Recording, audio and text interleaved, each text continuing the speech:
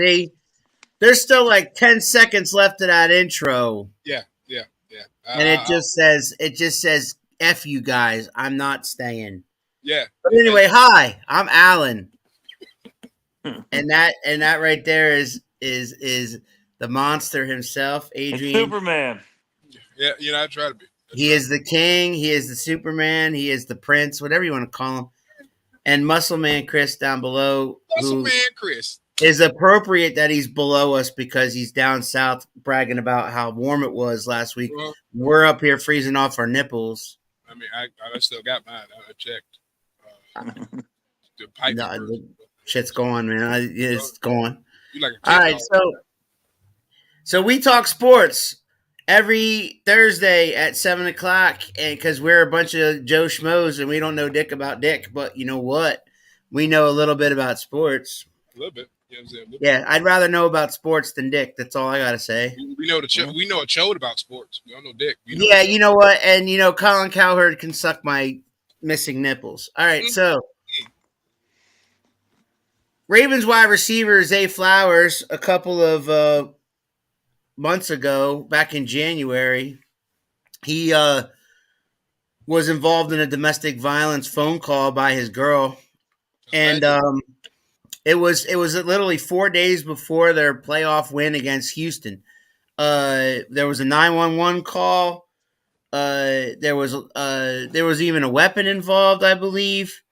So they did an investigation. Now, Baltimore police did an investigation, plus also the NFL did their own investigation because they don't take this shit lightly ever since Ray Rice. And again, that brings all this shit up. Why is it the people that work for Baltimore Ravens?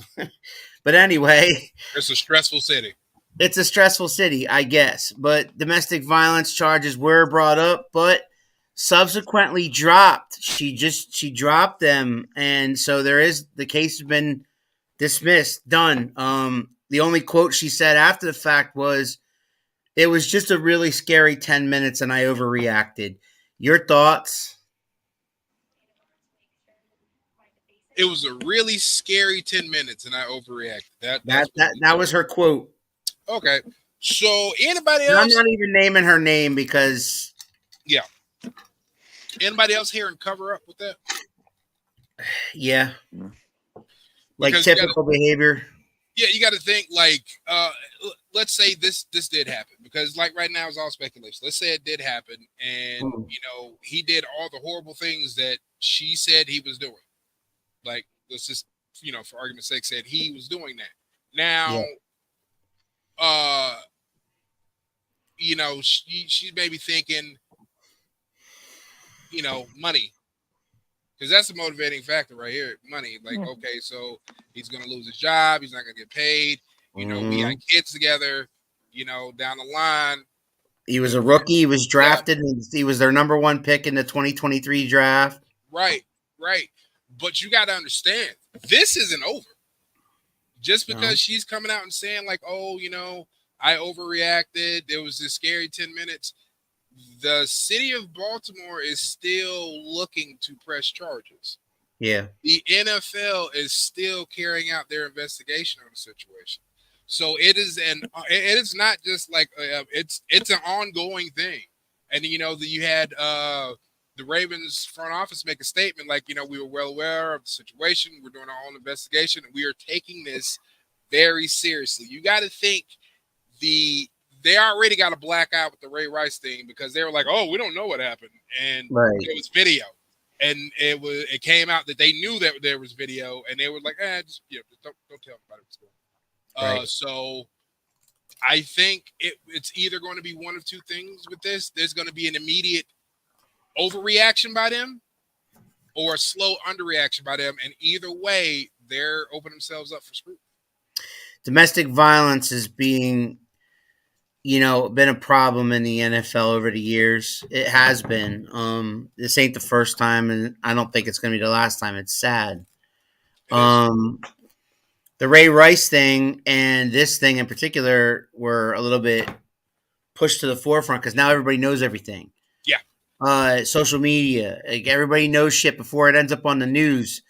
So there's rumors first, and then you get unfactual headlines from discreditable sources, and then and then we all put the pieces together, and then we try to find what the real story was here. Right. And it's all fun and games till TMZ shows up. So Right. Yeah.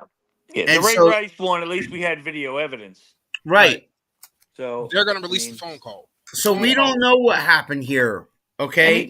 That's the problem. The problem is we can speculate all we want. You have a high profile rookie of the year candidate, wide receiver, who had a hell of a season, broke records, and blah, blah, blah, blah, blah, and has a ton of potential down the road, right?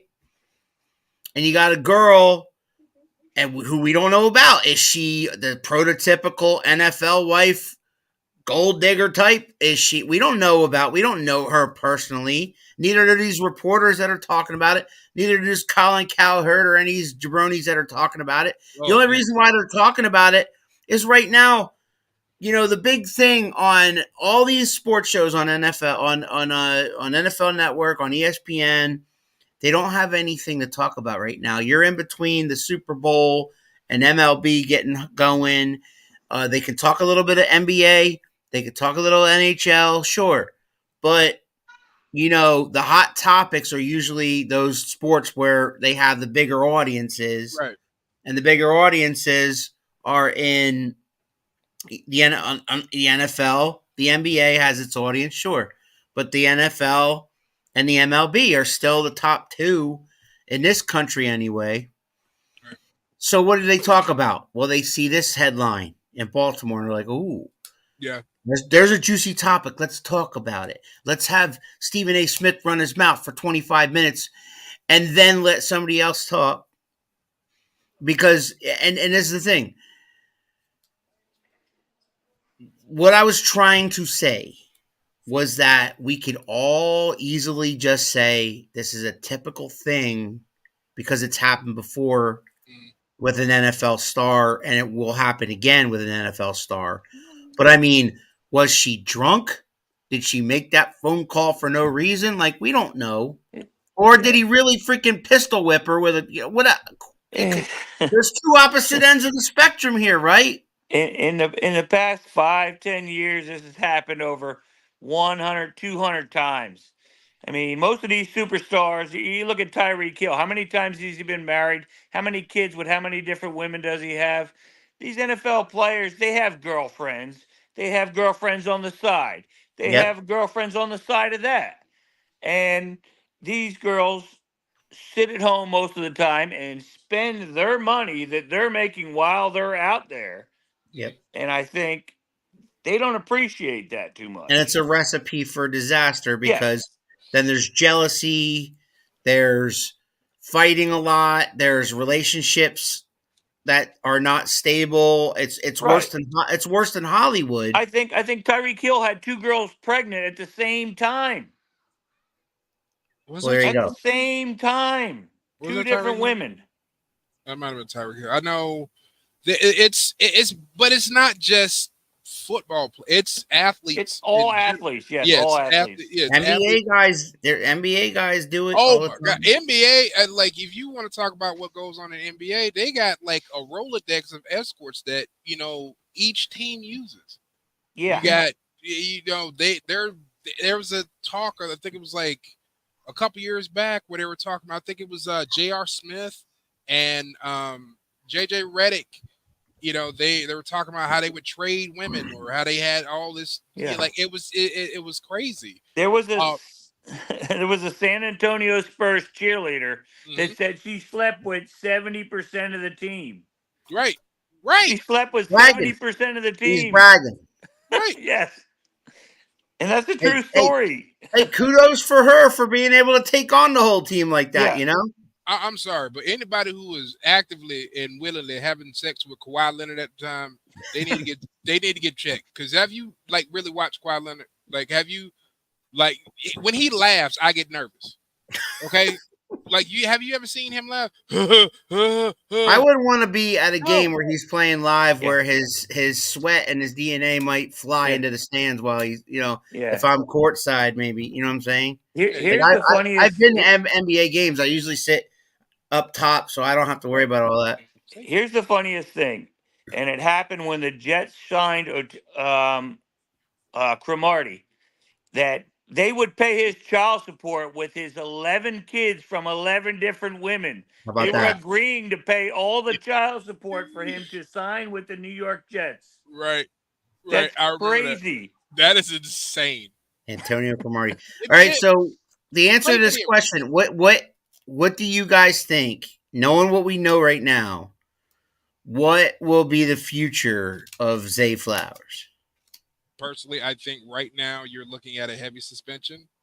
But if more evidence comes out that points toward, like, if the phone call comes out and she can't like retract that statement, and it's like pinpointing everything that happens, he's possibly looking at being out of the league for a while.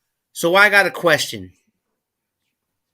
Ray Rice, when this happened and there was video footage of it, he got booted out of the league, right? But if there's no video here and there's no evidence of any kind, she doesn't have any bruises. I mean, she complained of bruises, but she was never, I don't know if she was actually checked out by a doctor or not. If there's nothing, does the NFL sweep this under the rug, or because it's a domestic violence situation, do they have a zero tolerance for it, even if it's remotely close to being true? Because usually this kind of behavior repeats itself. Yeah, so he's getting suspended. But if it was a phone call, suspended her out of the league, because Deshaun Watson, all that shit happened with him, and he's back in the league. But Antonio Brown, they caught him on the phone calls harassing them, and they charged Antonio Brown with all that by harassing the women. He's back in the league too. So what my point is? What is the NFL policy? What is the zero tolerance? How far are these idiots allowed to go? If you make who are the Baltimore Ravens without Zay Flowers? Who are they going to get without? He's their number one receiver, and he's a rookie. I get that. I'm just saying, like.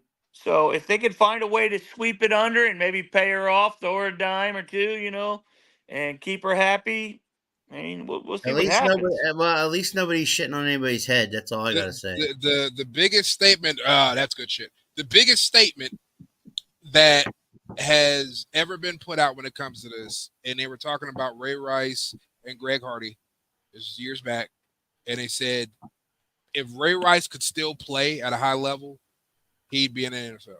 Yeah. Zay Flowers can still play at a high level. He's a rookie. I mean, he's a rookie, right? Yeah. He'll get a slap on the wrist because it's revenue. It's all revenue. They're still six making games. Money. What? 4 games? 6 games? Maybe 6. Maybe 6. But it's money. It's a money machine. They're making money. My point is if the NFL wants to put a stop to the words domestic violence and the NFL being in the same sentence every few years, they need to have zero tolerance. They should have a zero. Yep, they should have zero tolerance of it, and be harsh with it. Not just suspend them for 6 months. But again, in Ray Rice's case, he was convicted. The video, that was a different story. Mean hook. This one has, kind of been thrown away, sort of. It depends on what market, because you got to think, like, they're not talking about it much in the Maryland, PA area, but everywhere else, it is being like, hey, did you hear what happened? Hey, did you see what happened? Because it is a big issue, because it's domestic violence. You got somebody who is beating on their significant other, whether it be male or female. It's a big issue, and it happens everywhere, not just in sports, but like in everyday life. And they're like, hey, you're the NFL. What are you going to do about it? For the record, we here at Home Team Sports do not condone domestic violence. And if you need help with domestic violence, seek help immediately. If you are experiencing domestic violence, seek help immediately. Do not be afraid to tell someone, because that's the only way you'll survive. Exactly. So, on a lighter note, Tiger Woods' son has begun his golf career, and he has been training for about 5 years now. And now he's a teenager, and now he's the age that Tiger Woods was starting to become Tiger Woods at the time. But now, Charlie Woods went and he entered a pre-qualifier for the PGA Tour, and he failed. He did not make the tournament. He did not make the tour this time around. You have any thoughts on this? Is he still too young, or what? You know, is Tiger throwing him to the wolves? I mean, I like the metaphor. Tiger throwing Charlie. Yeah, okay, I like that. But I think he's following in his father's footsteps right now. Because I mean, Tiger barely makes the PGA Tour, so I mean, like they're going step and step. I like what he's doing. Yeah, but Tiger at that age was better than Charlie is now. Well, maybe it's the flip side because Tiger sucks right now. And Charlie, if he can make it, they think he sucks, but then maybe he gets better over time. You know what I'm saying? It's like the yin yang thing. Yeah, that's what I'm thinking. Yeah, but Charlie in these other tournaments, he was not hitting at the PGA tee. He was hitting from a different tee, which gave him the benefit of hitting the ball further than these other guys. Mm-hmm. And I mean, I think the kid's got a chance once he gets to 18, 19 years old. I mean, his dad is Tiger Woods. Yeah. But there was only one, I think it was 16. That was Michelle Wie at that age, and she was just like a freak of nature. But that's she was women's. That's not. I mean, Charlie Woods is still young. You see, a 15-year-old kid is not going to be driving 300, 340 yards like Rory and all these other guys. Yeah. So, I mean, he's going to build up to it. He's going to get stronger. By the time he's 18, 19, look out.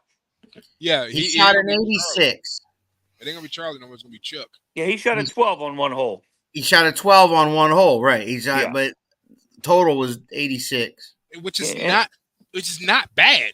You know what I'm saying? Like, it's not horrible. It's not like he was shooting like a 115 or some shit like that. 86, like, I've seen 86s win tournaments. You know what I mean? Like, I've seen him win tournaments. So it's not horrible, but I guess because of who his dad is, that's all that expectation is put on him. So, I mean. Well, I mean, don't you think that his dad should protect him in a manner of he's not ready for this? He's obviously not ready for this spotlight and all these eyeballs on him because he's Tiger Woods' kid. So why don't you just develop his game more before you freaking throw him out there? Like, hold up. Wait till he's 18 to me at least. No, okay. So where was old Chucky when Tiger was getting his ass beat by his mama? He didn't step in and help him then. So no, he gonna learn the hard way. Just like but he's played in some pro-ams with his dad. He's played in with Nota Begay. He's played in some tournaments. It's just he's not hitting from the PGA tees. Yeah, he's not at that level. It's a little different. He's getting there. He's not at that level. Well, good luck, Charlie. Listen to Dad. He was in his prime one of the greatest golfers of all time. We'll be calling him Chuck real soon. It'll be Chuck Woods. Chuck Woods. Chuck Woods. How much woods could Woodchuck Woods chuck? Chuck. How much woods could Chuck Woods chuck if Chuck Woods could chuck a 3-wood? Yeah, you got it. You was close. You keep getting close. Something like that. All right. This past weekend, the NBA All-Star weekend happened. Adrian's already shaking his head. I did not, by my own admission, watch any of this or the skills or any of that nonsense. So I'll let you guys talk about it. What's your take on this past weekend, Adrian? There was I get it. It's All-Star weekend. Nobody's playing defense. They're just trying to score and show out.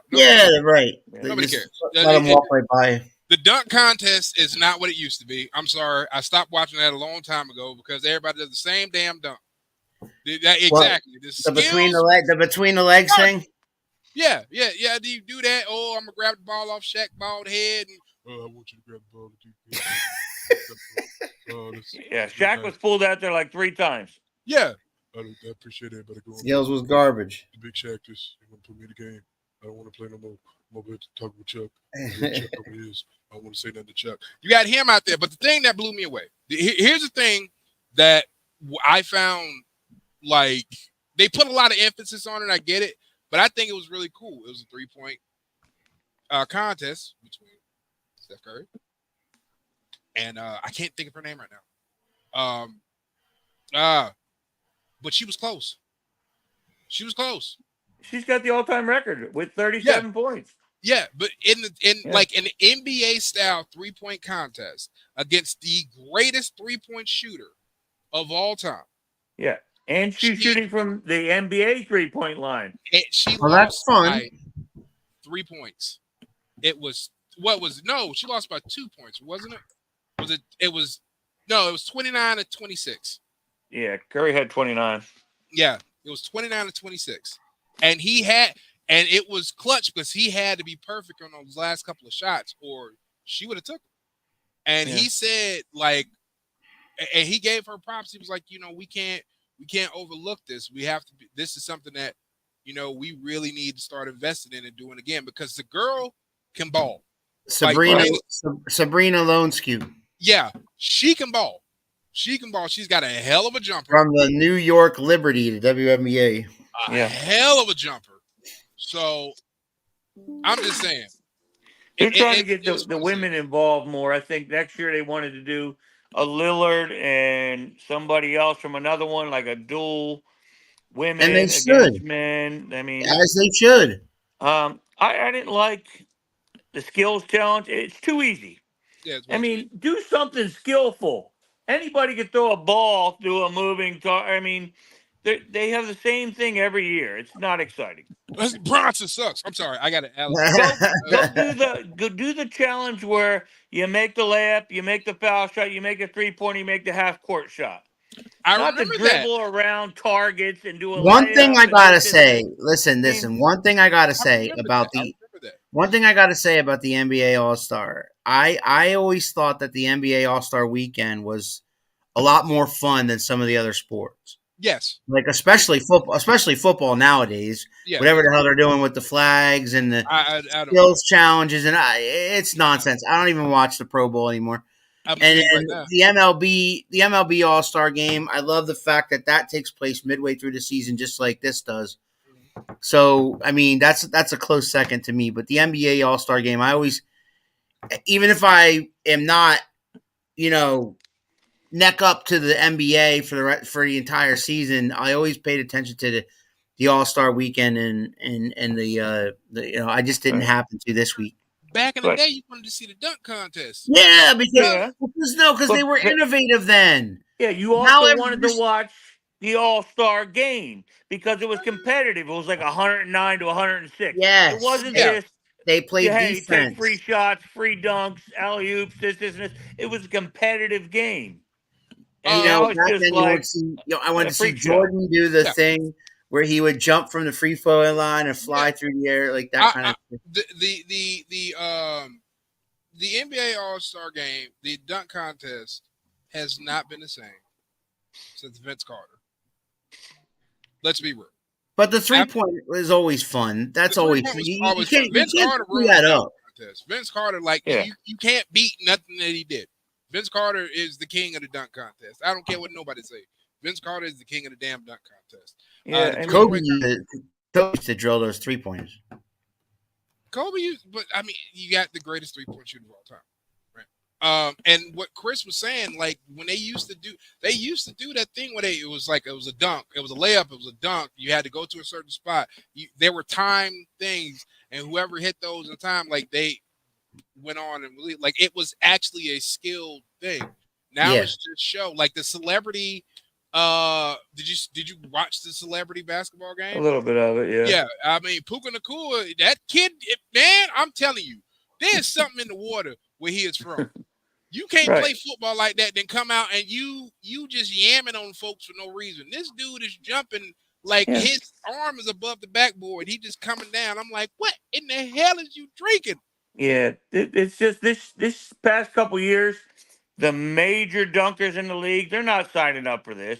No. You got a guy that played for the Lakers. He signed a 10-day contract and won it last year. He's not even on an NBA team this year, and he's in the G League, and he won it again. None of these big NBA dunkers want to even sign up for this. No, because they're like, okay, so the seasons, here's the thing that what they were saying, like, oh, the seasons have gotten tougher. How?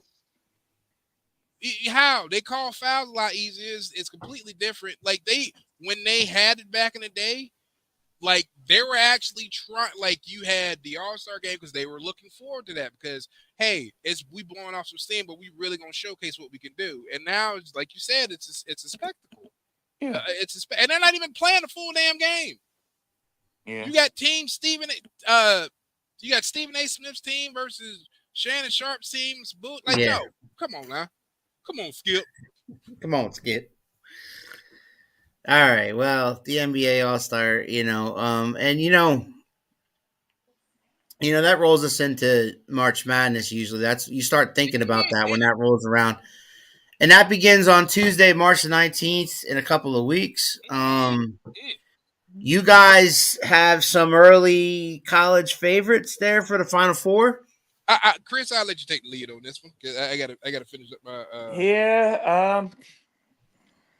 As of right now, UConn is really the most dominant team. Other than a couple days ago, Marquette really handed it to them. Who did I they? mean, I don't like that you have teams like Purdue and you have teams like UConn that are playing conferences that are having down years. Yeah. Yeah, And that's making them seem like they're better than they really are. If you're playing in the ACC, the SEC, the Big 12, and all these dominant teams with 5, 6 teams in the top 25, it's killing the ranking and killing the seeding of these teams.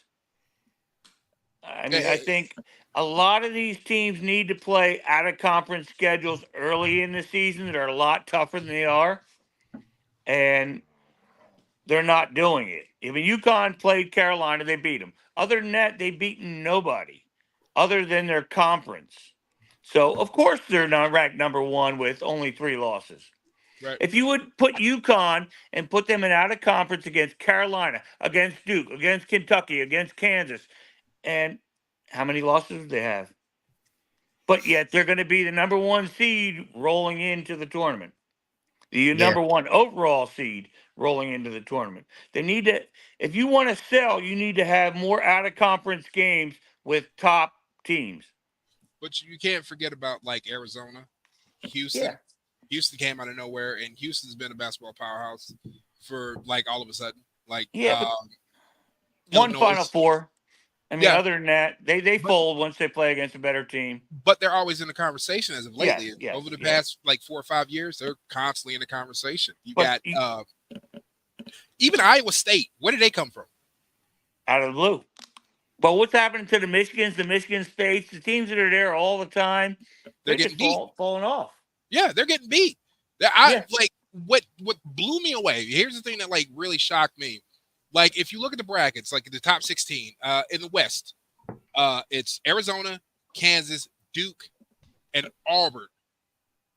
When has Auburn ever been in that When conversation? Charles Barkley was there. Right. But after that, the round mound of dumbfound is gone. So They got a bunch of seniors on that team. yes, They play together. They didn't leave for the NBA. So they're a decent team.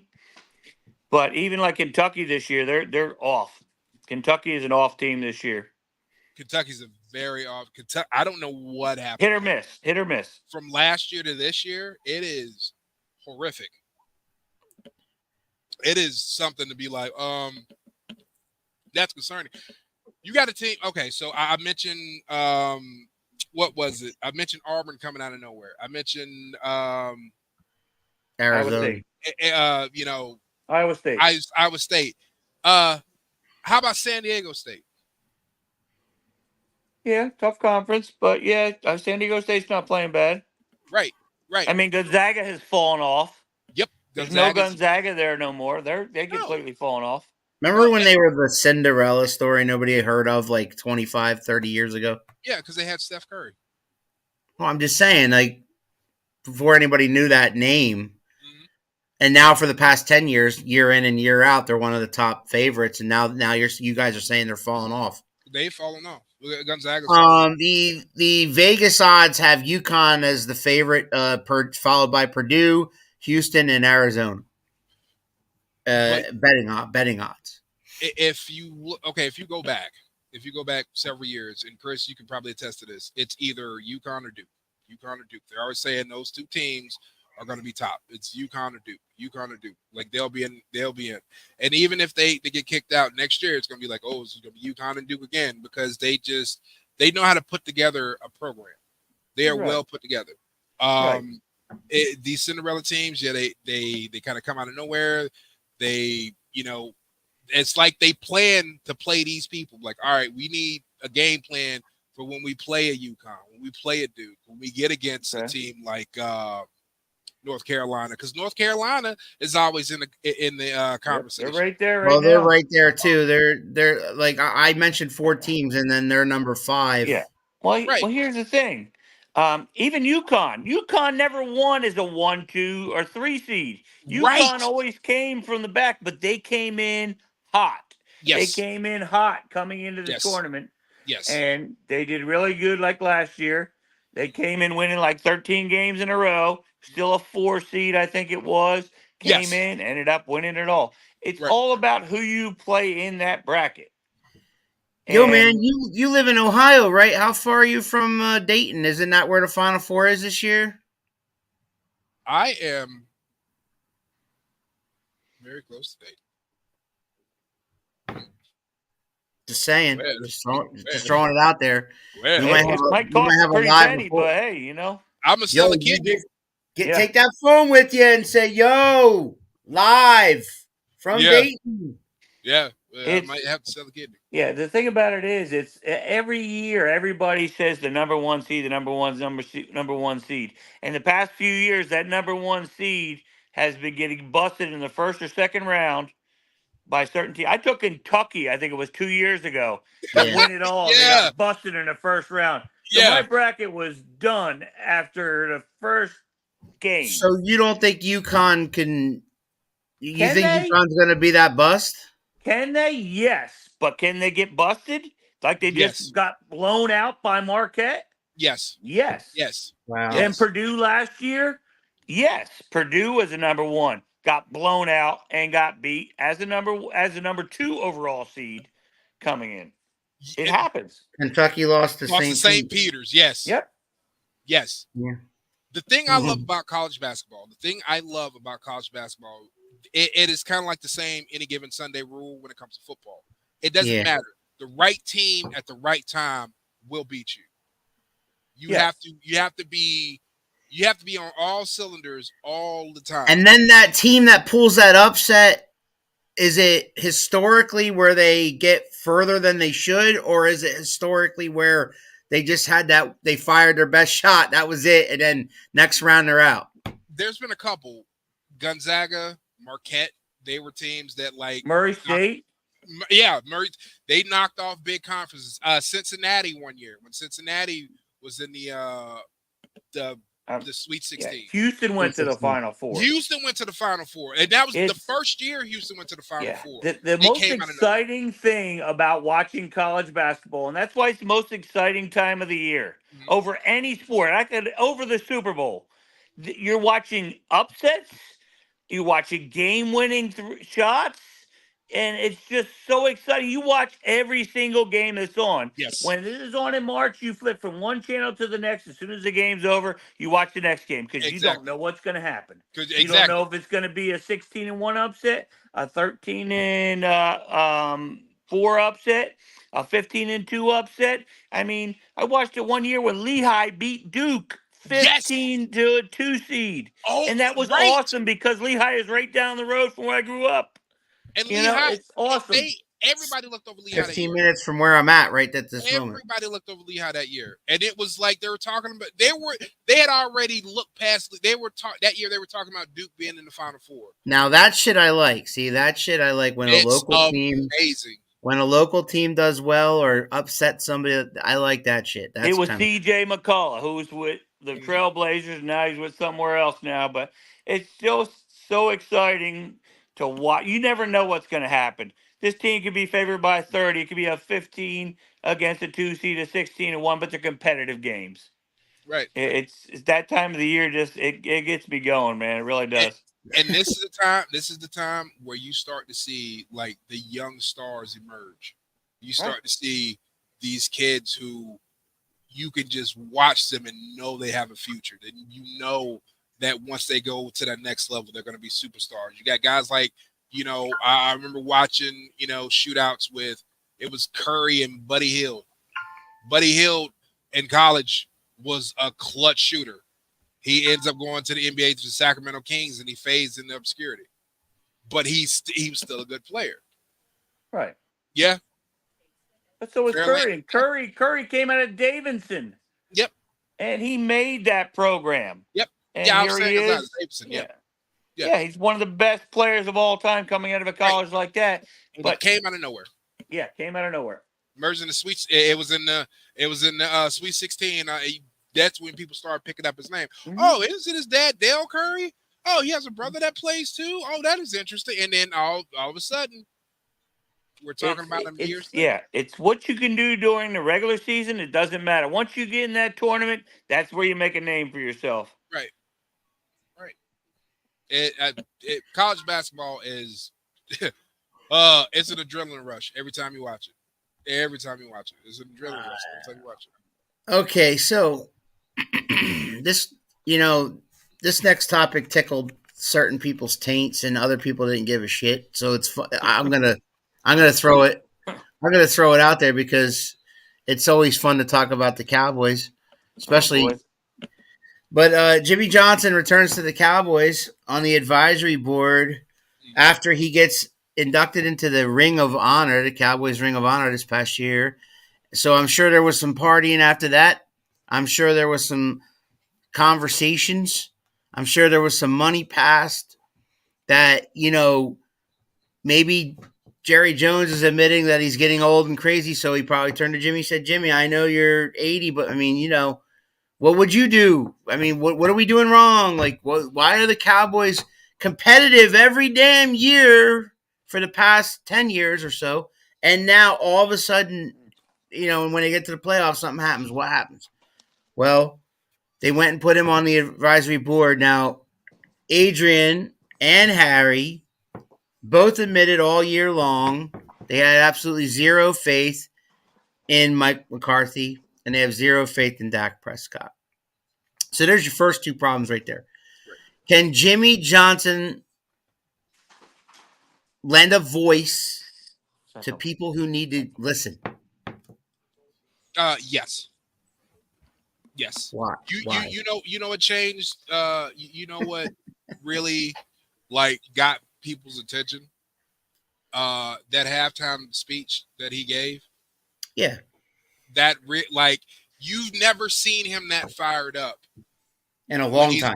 And when he's been on TV, since he is jumping the broadcast, you've never seen him do that. And then all of a sudden, he's sitting there watching a team that he won championships for. That he still admits that he has a lot of passion, a lot of love for. Sit there and falter year after year, and he said these guys aren't even playing up. I think, and this is just my thought process here. Jimmy Johnson will be the new GM of the Dallas Cowboys. You mean Jerry will step down and let him do that? Jerry's going to. Never going to happen. He's not going to fade to the shadows unless Jerry dies. Yeah, I hate to say that. Yeah, if Jerry passes away, then I'll agree with you. There is nobody who has righted that ship outside of Tom Landry like Jimmy Johnson. I've been saying this for 20 years. You ready? The next time the Dallas Cowboys win the Super Bowl is post Jerry Jones. Oh, yeah. It's post Dak Prescott. Well, there's that, but that's a whole nother conversation. That too. I don't even want to talk about that. Well, maybe they brought him in there to say, hey, should we really pay Dak Prescott $60 million a year and make him the most highest paid or trade him while he's worth something? Or should we do something else? Draft? I think some things are about to happen. It's a gut feeling. I think some odd things are about to happen because you got to think this is the same man who came in and traded the best running back in the NFL to the What has it Philadelphia been? Eagles. Has it been 16 or 17 straight seasons that the NFC East is won by a different team? 17. Something like that. Been a lot. So 18, the analysts out there are picking the Commanders to win this year. Yeah, No. it's a shuffle. The hell, really, the Commanders. We'll see. They might be getting Caleb Williams or somebody then, because I don't see that Just happening. Justin Fields, new coach, new coach, I don't know, but they're high on the Commanders for some reason. They think that there's turmoil in the Eagles, there's turmoil in the Cowboys. And The you have Giants the are- the worst Giants defense are in the still- NFL, and The Giants are still Washington trying to Commanders. figure out who their quarterback is. I don't know. they got the practice squad for the Commanders playing, Defense. defense. So what they gonna get Chase Young and Montez Sweat back? Is that what? Yeah, I have no idea why they let Chase Young go. I just For a don't bag of get it. chips, for a bag of chips and 2 hot pockets. That's what he got traded for. And I'm excited for baseball. It's right here. I'm excited. 2024 spring training. Mhm. As excited as Chris was, he sounded real passionate about March Madness. That's how excited I get for baseball. Right. I'm nuts, man. I watch every game. Spring training, not so much. But I'm saying every regular season game last year, the Phillies. I watched every Phillies regular season game, and I went to a few of them. And I'm so excited because looking at the lineup that I'm gonna have, Not terrible. and the pitchers, I think they're gonna be really good. I think they still need a good starting pitcher, but today the Dodgers opened up against the Padres 14-1. Mhm. 14-1, which basically we talked about this a couple of episodes ago, where the Dodgers were getting all these people and putting together this super team, and we were like, can anybody stop the Dodgers? Well, they basically came out there today and said, "Hi, everybody, we're the Dodgers, and baseball's back." Yeah, They but came we're out. playing all role players today, so possibly guys that aren't even going to make the team are playing right now. Right, Could and be they in the still beat minors or on the on the the. shit out of somebody. I mean, yeah, because they're playing for something. These are the preseason for NFL and the Major League Baseball. These guys are trying to make the team. Yeah. These are decent players. They Mhm. did good in AAA, AA, and everything. They're here to make the team. So you're going to see some in high scoring games like you do. There's going to be some 21-2 games you won't see in the regular season. Right. Mm. So these guys they're playing for a spot on the roster. Well, yeah, and that's what spring training is all about. But my point Yeah. is that despite the fact of who pitched today, despite the fact of who scored today, fans, most sports fans right now, you're kind of paying attention to college basketball right now. You're kind of paying attention to the NBA. You're kind of paying attention to the NHL. At this moment, there's really nothing to talk about when it comes to baseball yet. They're going to see that headline if they haven't already. Dodgers 14, Yeah. Padres 1, and be like, Yeah. shit. Like, what Exactly. happened there? You know what I mean? Then they got to look at the stats and say, oh, okay, it's not as bad as it looks. But damn, that's like a stamp on a stamp, right? Like, crazy. Right. You know what they hear every time they get ready to play the Dodgers?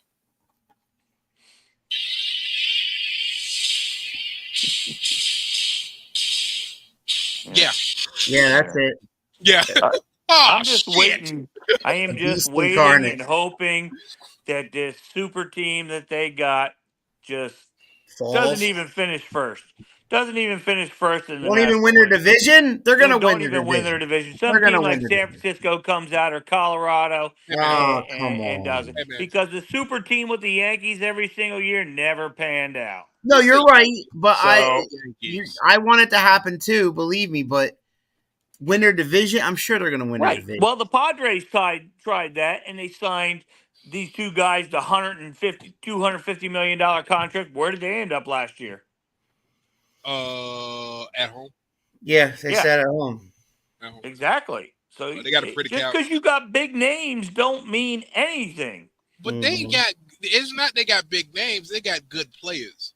That's the problem. They got fantastic fucking players. And players have injuries. Players have bad years. Yep. Do we think Acuna Jr. is going to have the same season he did last year? Probably not. But I mean, would he have to with the backing that he has though? But I mean, these guys look at Josh Donaldson when he went a few different places and they signed him for all this money and then he batted like what 158. Well, he was hiding an injury too, wasn't he? Yeah. Like he was. So, yeah, you know what I'm saying. So anything could happen with any of these stars going to different teams. I mean, it's not like you got a Mark McGwire who was so good and then went to the Cardinals and still did good. When you change conferences like that and you're not facing pitchers you're used to facing before, that affects you a lot. I don't care how great of a hitter you are. Yeah, I mean, and you know, Mark McGwire had help. He was. I got you. Come on, motherfucker. Yeah. But when you change conferences, it affects you a lot. Yeah. You don't have the same numbers because you haven't faced these pitchers before. Right. The pitcher styles, like you said, time zone pitcher style is different. Like everything comes like that's. I got a buddy of mine who played baseball religiously, and you know me, I don't watch it as much. You know, I got a favorite team. I love San Francisco Giants. But he played, you know, AA ball. He was like, man, when you're moving around and you're playing all these games, you wouldn't believe what affects you. Eating, sleeping, the weather the day before, what you're doing during practice, like how you do during practice, that all plays in your head because he's like, it's as much mental as it is physical because you got a ball coming at you at 100 miles an hour and you got to like time it just right to get a hit on this damn thing. He's like, everything will fuck you up. So yeah. He said, don't be hurt. And you don't tell people you're hurt because that's it. Once you're hurt, you're on the shelf. Oh, rest up. You'll be okay. You've forgotten about it. So. All right. So I got a treat for you guys. Okay. So what kind of treat? I got a treat at the end here. So, I don't know if you guys saw that there's been a viral video going around that the New Jersey Devils played tribute to the Sopranos. Wow, yeah. And I'm gonna show it to you. I'm gonna show it to you, and I'm gonna show it to our viewers, the dozens and dozens of the Rocks fans. The dozens and dozens. Yeah. Right here, right now, I'm gonna show you guys. Let's see if I can get it up here. Yeah, here we go. So I got to unmute this and I got to play this. There they are. They're all wearing. I like the tracksuits. That's wearing the tracksuits, the jumpsuits. There, they came down to the theme song of The Sopranos. The fans were really into it. Hey, that's Junior. Hey, Junior, how you doing? Hey. Johnny Bag of Donuts. Hey, Johnny Bag of Donuts. Hey, that boy's good. I like him. He's a good kid. How's his mother? Is she doing okay? It's a good kid. He's a good seed.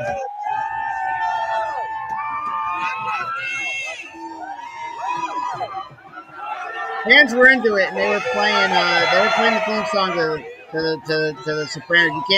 You can't hear it over the fans screaming, but yeah, that's some cool shit there. Yeah, a couple people got pregnant in that crowd. You saw that, right? Didn't they have the outdoor hockey one at Lincoln Financial where everybody dressed up as Rocky? No, it was at MetLife. That was Didn't they dress up as Rocky and come out? They all came out dressed up as Rocky. It was Lincoln Financial, wasn't it? Yeah, they all came dressed up as Rocky coming out. But didn't they have an outdoor? Players. Didn't MetLife just have an outdoor game between the Devils and the Flyers or something? Here's the stat: there has been in the past 10 years.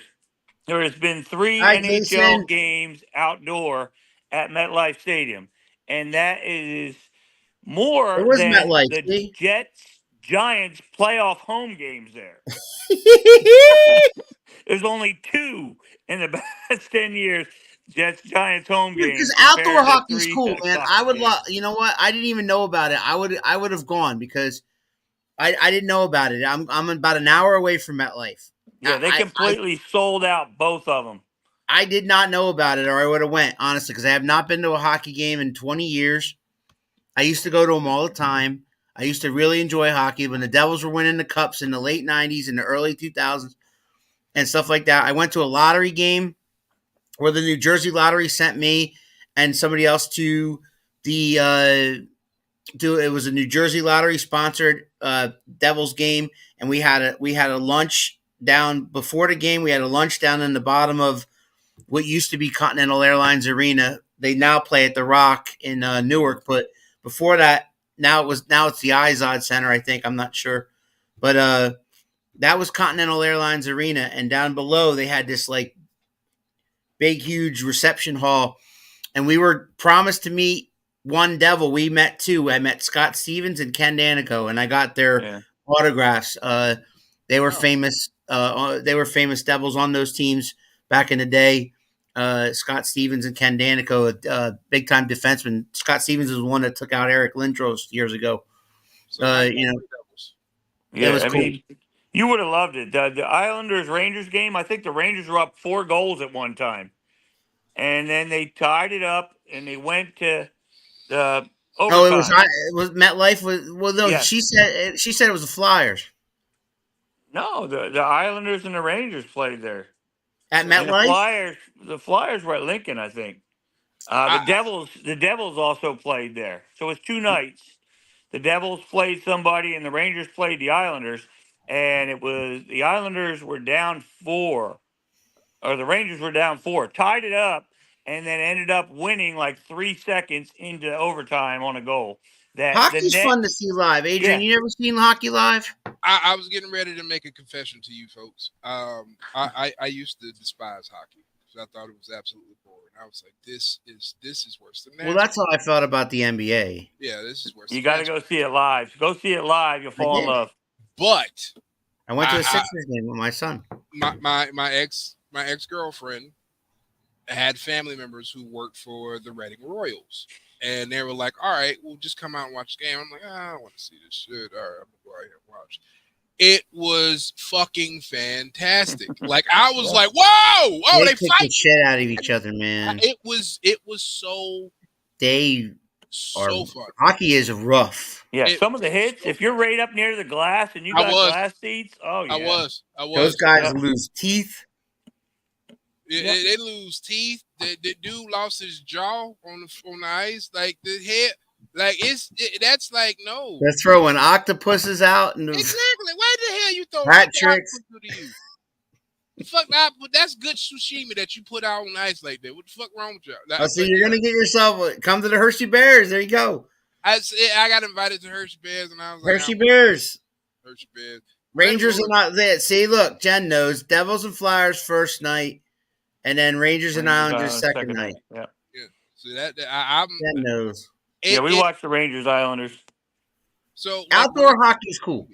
When I see it on TV, I watch it now because of going to that game. Like it's like remember last year they did the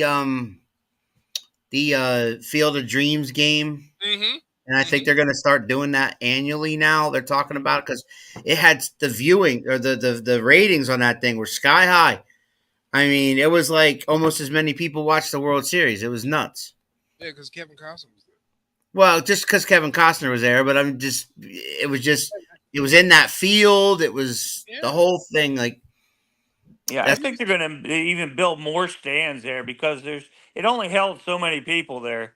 And the ticket prices were insane just for like those 5,000 seats that they had there. If they could make that bigger and add some other seating and stuff like that, they can make bank off of that. They made bank off of advertisement and fucking sponsorships for that game. Like, I can only imagine that was the price of 3 PlayStations that they were charging. New PlayStations too. The PlayStation 7s, the shit ain't even come out. NHL or ECHL do outdoor games? Not to my knowledge, Jason.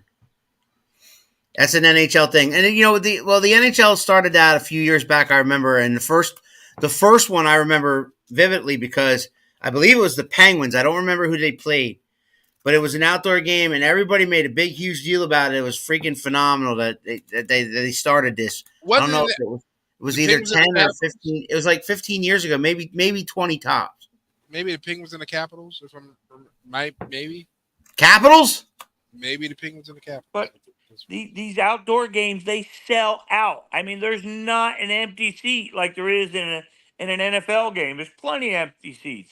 Yeah, In an it's standard room. NHL game It just outdoor, shows you that everything is the full. fandom of hockey is bigger than arenas. They play in these arenas that only hold 15,000, maybe 20, and it just shows you that the hockey fandom in certain, not everywhere, but in certain parts of the world it's a popular thing. I mean, obviously Canada and the northern states because they grow Russia. up they grow up in places where you can skate or you can learn to skate. You know, the southern states not so much. I get it, but then explain why the Tampa Bay Lightning have been relevant for the past 10 years. Because they draft and get people from overseas.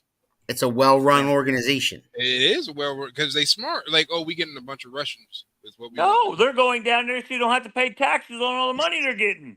that too. But I mean, saying like if you get a bunch of Russians from overseas over here, to be like, you know, you get a couple Gorbachevs and Yukovic's and shit like that, you good to go. I got one last thing, man, before we leave. I'm not putting it up as a topic. I'm just throwing this out there. Go ahead. When the NFL opens up in 2024, it's the Eagles at the Cowboys on a Friday night in Brazil. Okay? In that big, huge stadium where Brazil plays their soccer games. Do you think that's fair to those two teams, number one? Number two, do you think it's a little bit less fair to the Eagles because that's an Eagles home game and Dallas historically does not, especially over the past 10 years or so, does not beat Philly in Philly. So since it's technically in Brazil, does that give an advantage to the Cowboys? An unfair advantage? Because you're not going to have, as much as the Eagles fans travel, they ain't going down to Brazil. No.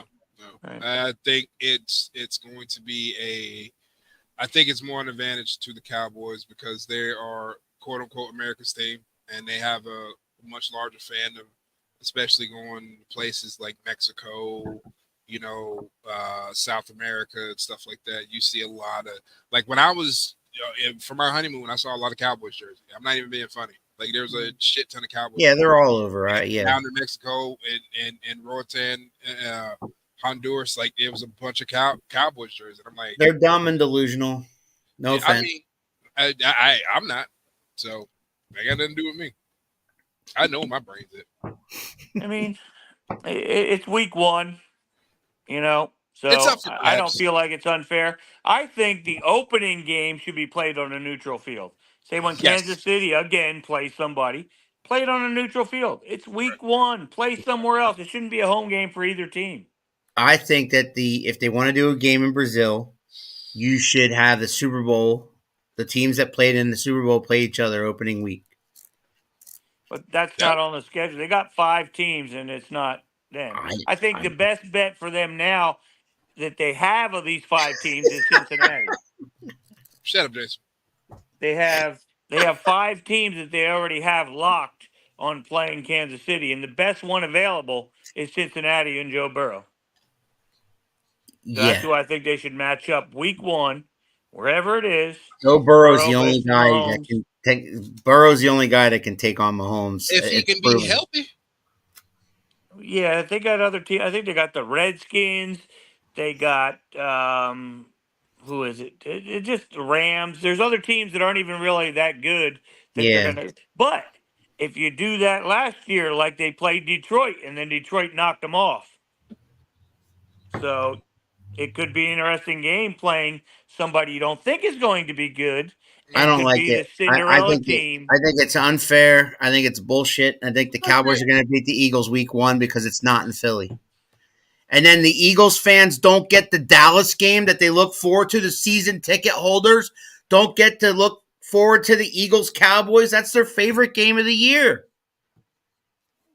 It's bullshit. And Jerry World gets to boo the Eagles. They might just sweep us next year. Jim, you forget this. Cowboys are winning the Super Bowl. Don't you Not with ever Dak Prescott, they're not. don't ever say that. Don't say that. That's just wrong. Okay, that's just wrong. You gonna hurt Harry's feelings. Okay, you gonna hurt him deep in his soul saying that because he gonna get all like emotionally invested, and then they gonna sweep the rug from up under him again, and then he'll be calling me king yet again. Well, you are the king, I am the king. Yeah. and he is Chris, and I am Alan, and we are out of here.